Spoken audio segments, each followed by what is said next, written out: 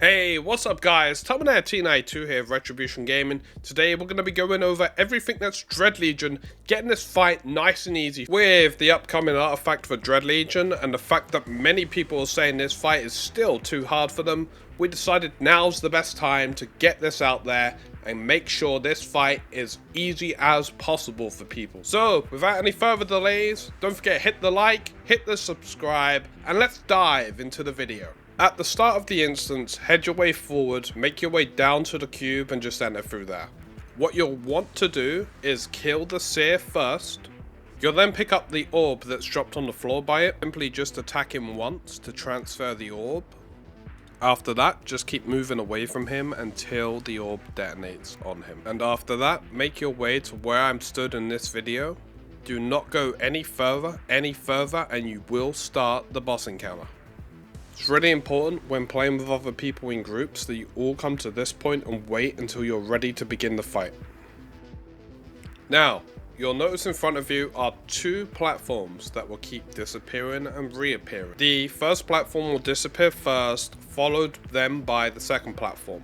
The first platform will then spawn, followed by the second platform, and it keeps repeating. We want to wait until both platforms have disappeared, then run in. Throughout the encounter, you'll notice there'll be a few jumps like this. You can use the same timing approach for all of them. When you arrive on the boss's platform, ignore the boss, just avoid his attacks, and do exactly what you done in the pre-event.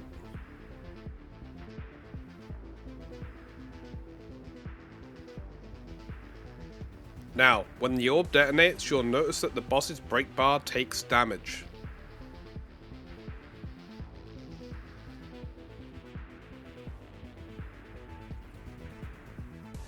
You'll see here I've been hit by one of the heralds. I'll take an initial damage hit, but also it will then apply damage over time to me as well. You'll also notice that I've run out of stamina. This fight is very stamina intensive, and it may be a good idea to run the Equilibrium Echo to have an easier time.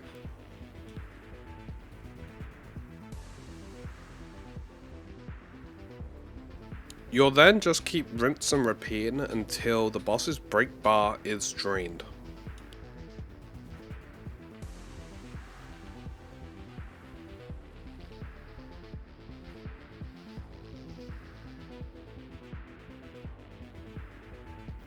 Now the boss has no break bar, and this is where the real fun begins, because now you have a window in which you can DPS the boss. For this you're going to want either one of two things: a really high DPS weapon, or a Wayfinder with strong DPS abilities to really melt the boss quickly as possible. If you're too slow, you'll have to rinse and repeat.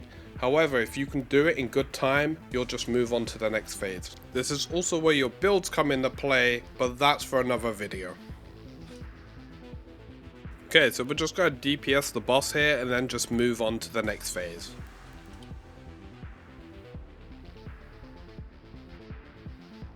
Okay, so here we are at two more platforms. Both will be disappearing exactly like the first set of platforms. On this jump, you can take your time a little more as well. Really wait to get the timing right. Again, once both have disappeared, you can make your way forwards.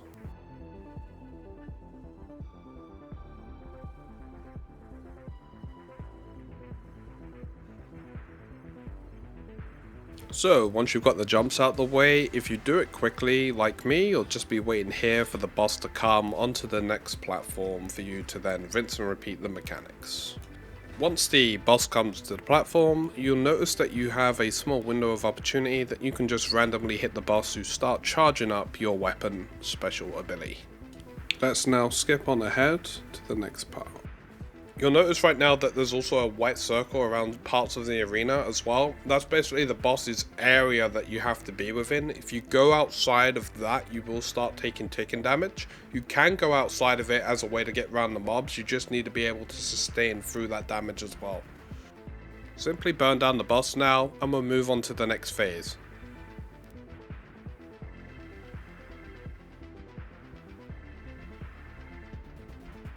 There are currently two methods to getting on to the last phase. You have the skip method or the normal method.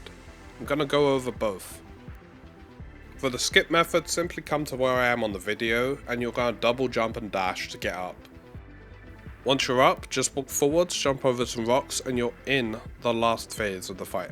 For the normal method, just walk round until you find yourself at 3 disappearing platforms. This one's pretty easy because you can just wait for them to all disappear and then as the first one appears, just start walking across.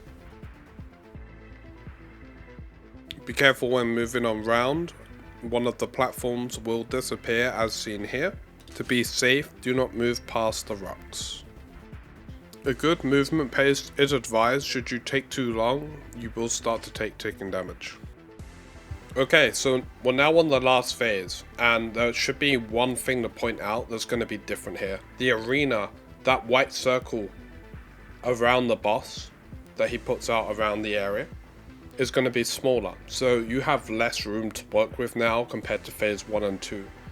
It also means the mobs are going to be a little more compact, so you're going to be taking some extra hits if you're not too careful, and this is where most people do end up wiping right near the end as well. So, last burn phase. This is where it counts, this is where you want your damage to be. You do not ideally want to be repeating this last phase again, given how tight it can be. And there we are, that's Dread Legion in a nutshell. Before we wrap up, there are a couple of other things that we're just going to cover quickly. Let's start. The boss attacks. They're all telegraphed. When he's going to move, where he's going to fire his beams, etc. They're all going to be visible for you to be able to react and get out the way of. When the boss moves, so does that white circle warrior with him. He is always at the center of that point, and you should be made aware of that, especially in the last phase when he starts moving around there. The boss can explode upon death. It doesn't happen all the time. I found it to be really inconsistent, but it can happen, so just be aware if you're on low HP at the end of the fight. The Equilibrium Echo and the Storm Twins artifact are great to have here. Equilibrium to give you more stamina, and the Storm Twins artifact to be able to heal more via those pots. With this boss fight, you should always practice solo instead of with groups. If you go with groups trying to learn this fight, you will cause them problems and you'll probably just end up angering them. Learn this solo, get the fight down, then go into groups. I'm advising anyone learning this fight to at least have 1400 plus HP for an easier time. It just gives you a little more wiggle room in case you get some additional hits from the boss or the mobs, etc. Gives you more time if you end up going out of bounds, or if you mess up one of the jumps and you start taking damage where you're a little slow. It just helps you keep going in the fight. Hopefully, with that all said, you find Dread Legion just to be as easy as I find him. This fight isn't really hard at all, it's just, if anything, a little more time consuming than other bosses. I'm also going to leave video in the background just to end off the video. It's going to be a full fight of Dread Legion for those that actually want to see the whole fight that aren't too familiar with it for themselves. With that also said, don't forget to leave a like, don't forget to subscribe to the channel for more Wayfinder content. Happy farming, take care, and catch you in the next video.